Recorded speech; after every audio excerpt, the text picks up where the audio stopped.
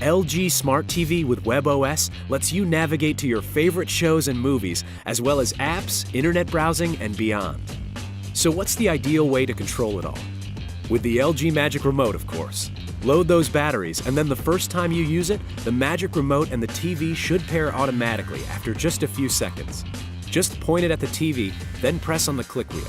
If you ever need to reset it, press and hold the back and home buttons simultaneously for about 10 to 15 seconds until you see the red power icon blink 3 times.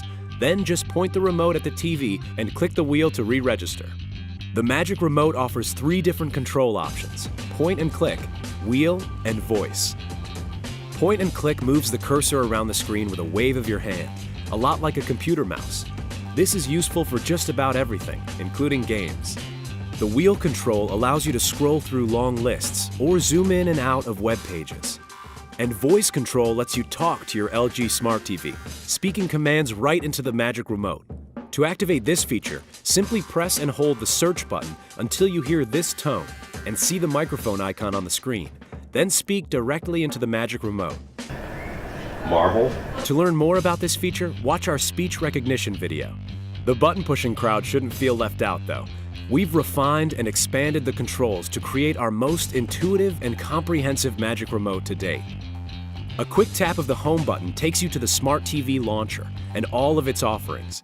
And if you press and hold it, it pulls up your most recently used apps. More on this in our launcher video. On 3D model TVs, the 3D button takes you immediately into or out of 3D mode. There's also the settings button to make fast adjustments to audio, video, and more. Press the back button to return to the previous screen or step, and press and hold it to exit your current activity. If you're watching live TV content without a set-top box, this caption button switches closed captioning on and off.